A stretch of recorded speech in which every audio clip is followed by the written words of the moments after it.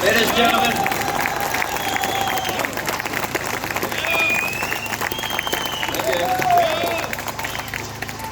it's great to be with you in East Belfast tonight. Here, here.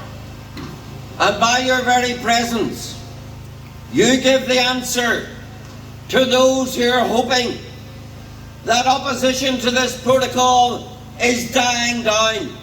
By being here tonight, you demonstrate just how wrong those folk are.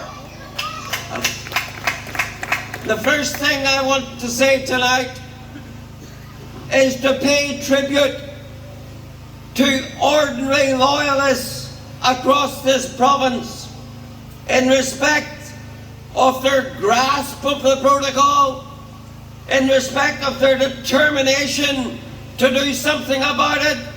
And I do have to say, ordinary loyalists have put many unionist politicians to shame.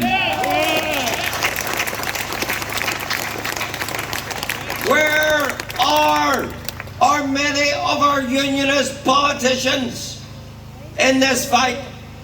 Are they lying on the sofa? Are some of them hiding behind the sofa? One really does wonder. But one thing is clear, that down the years, Ulster has faced many constitutional threats. But I have to tell you, for the first time in our history, that threat has been translated into constitutional change. And that has been done by the iniquitous protocol. Under this protocol, we are no longer an integral part of the United Kingdom. We are no longer governed exclusively by the laws made within the United Kingdom. We are no longer exclusively within the economic union of the United Kingdom, because this protocol has taken Northern Ireland, annexed it, as Moore said, put us within the ambit of foreign jurisdiction. How does it do that? By saying of Northern Ireland, we shall be subject to a foreign single market for goods. We will be subject to a foreign customs code, a foreign VAT regime, and all the laws that govern those things. Those foreign laws will rule over us, and a foreign court will decide what they mean. That is the protocol in a nutshell. And that has wrought constitutional change. What is the union, ladies and gentlemen? The union is made up of two components. It's an economic union and it's a political union. The economic union is based on Article 6 of the Acts of Union that brought it all into existence in 1800. And what does Article 6 say? It says the basis of the economic union of this United Kingdom is that across every part of it, between every part of it, there shall be an equality of trade. There shall be free, unfettered trade.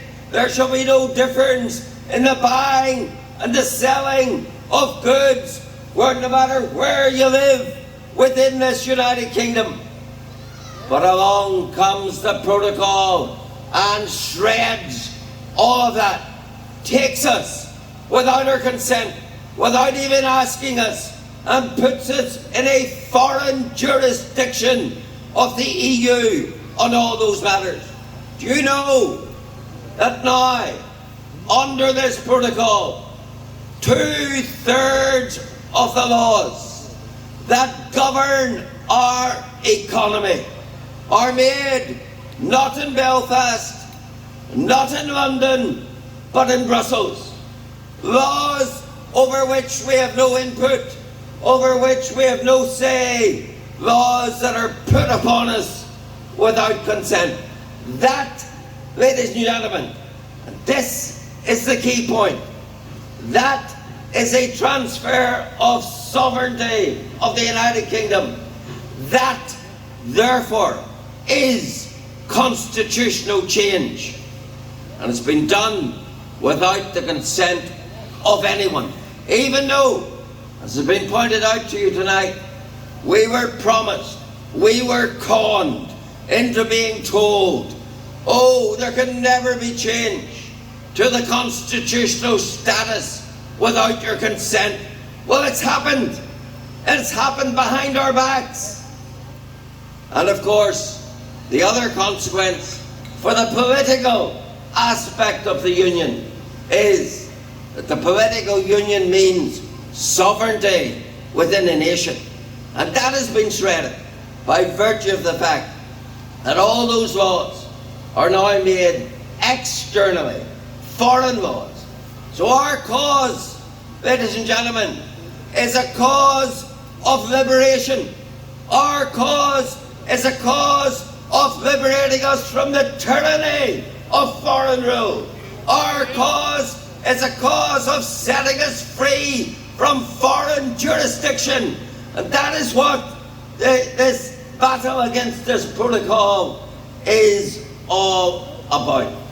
Because make no mistake about it, there is a very distinct political objective and purpose behind the protocol. What does it matter, some might think, where the laws that govern your economy are made?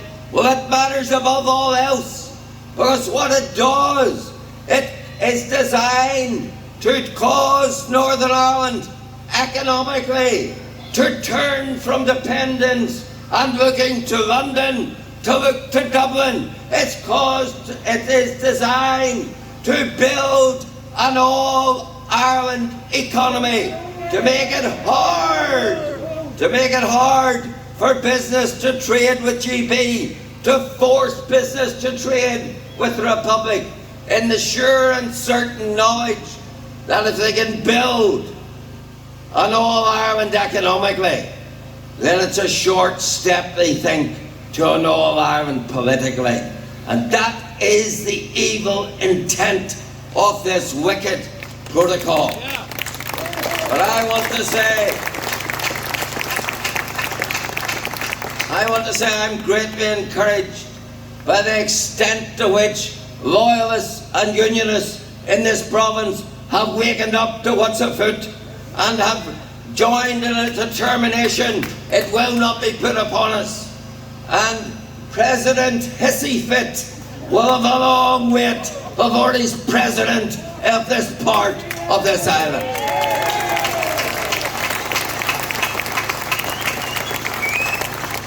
So what should unionists do about it? Well, let me tell you what they shouldn't do. They shouldn't be implementing it. They shouldn't be building the posts in our ports. They shouldn't be sending out their departmental staff to man the checks. Think of it. When London and Brussels and Dublin look across, what do they see about this protocol? They see, to our shame, it has been implemented by a unionist minister. What conclusion do they draw? So, ladies and gentlemen, we need to get real. Those who are implementing the protocol need to get real. Without the checks at the ports, the protocol is a dead letter. There can be no protocol if it's not implemented. And that's why there needs to be an awakening to the risks and the dangers and the self-inflicted dangers of some. I hear some nonsense talk about opportunities in the protocol. I tell you, there is no good protocol.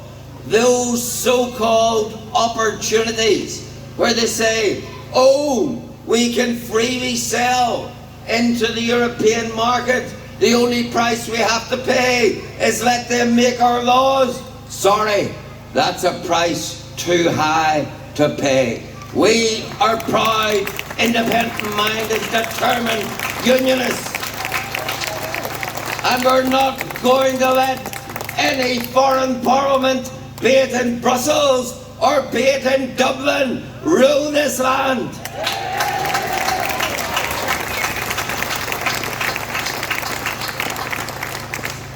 As Mayor Holmes said to you, there has to be a legal challenge. That's ongoing, turns to our courts in a few weeks. But equally, and more importantly, there has to be a political challenge. And that is where we need to make up ground. Some people who initially talked foolishly about the opportunities of the protocol are beginning, I hope, to waken up. It's part of our function to keep them awake, wide awake. And it does come down to this. We have Stormont, for what it's worth. But if, ladies and gentlemen, the price of Stormont is for unionists to have to implement our own self-destruction through the protocol, then that is a price no unionist should be paying.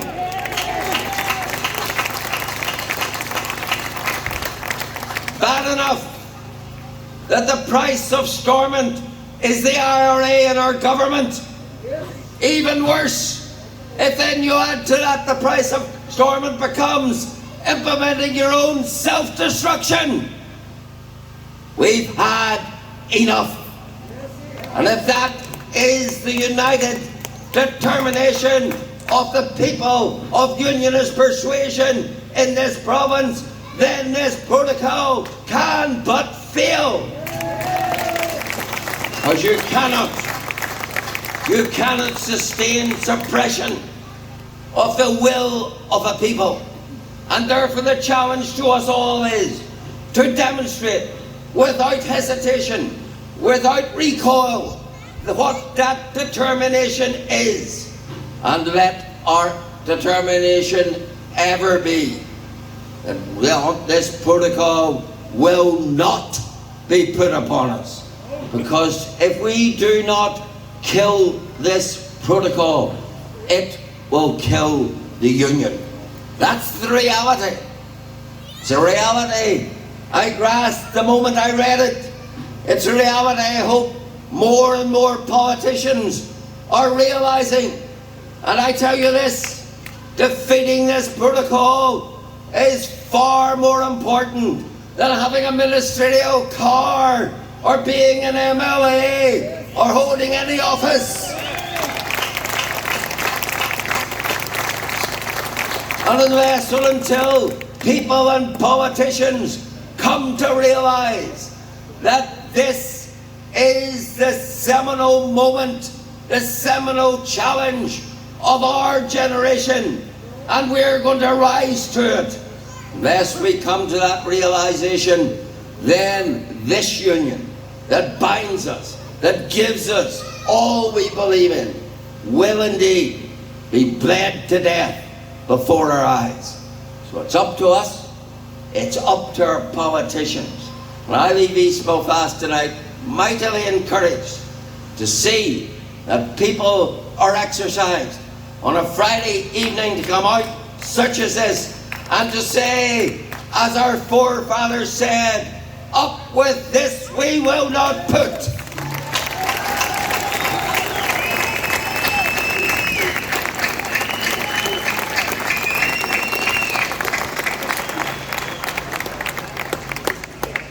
Ladies and gentlemen,